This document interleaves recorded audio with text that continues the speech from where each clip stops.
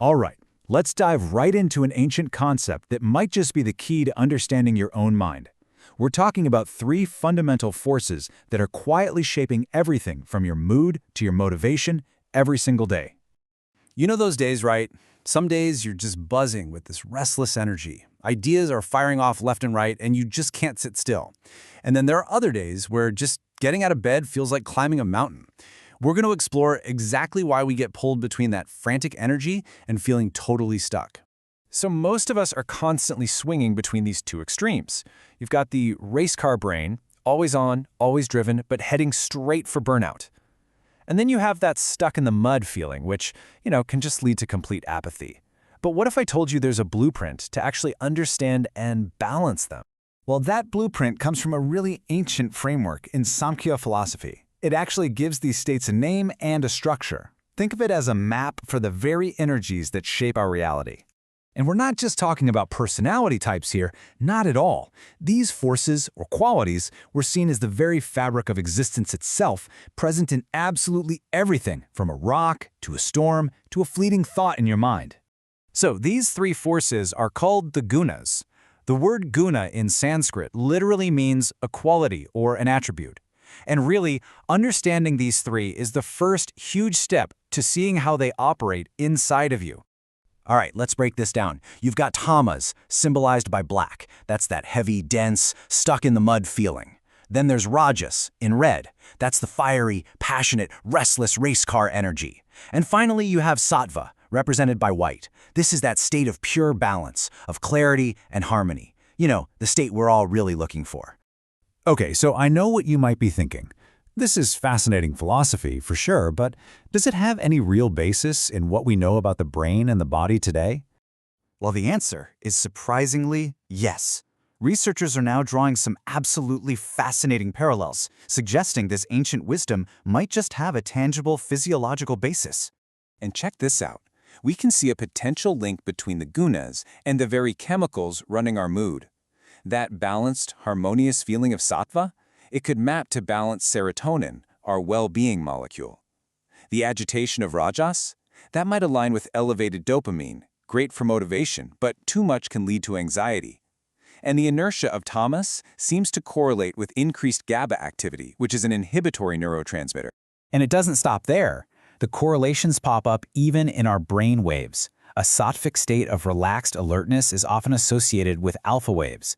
A highly active, rajasic mind corresponds with beta waves, and a dull, sluggish, tamasic state is linked to slow delta waves. It's just an incredible bridge between these ancient ideas and modern science. So, this is all super interesting, but what do we do with this information, right? Knowing the framework is one thing, but the real power is in using it to consciously cultivate more balance, more sattva in your own life. And here's the crucial point, maybe the most important takeaway of all. You are not fixed. You're not stuck. Your state is the result of this constant dance of forces. And the best part is, you have the power to influence that balance with your choices. So let's look at 5 really powerful ways you can start to dial up the sattva in your everyday life. Think of these as ways to shift the balance away from agitation and inertia and move toward that clarity and peace we all want. First up, and this one is huge, it really does start with what's on your plate. A Sattvic diet is all about fresh, light, nourishing foods that promote clarity. We're talking whole, natural foods that are easy to digest and give you that nice, stable energy. And on the flip side, that means being mindful of the foods that pull you in the other directions. So things that are overly stimulating, like caffeine and tons of spice, they fuel rajas. And foods that are heavy and dulling, like processed stuff or old leftovers, those increase tamas. It's all about finding that balance. But it's not just about your diet or your environment. Your intention. That plays a massive role too. This quote points to the power of selfless action. Basically, when you do your work with care and dedication, but without being attached to the outcome, that action itself becomes sattvic. All right, so we have the tools now to cultivate this pure, balanced sattvic state. But there's one final, really subtle twist to consider in this whole philosophy. You see, even getting attached to feeling good or pure can become its own kind of subtle trap.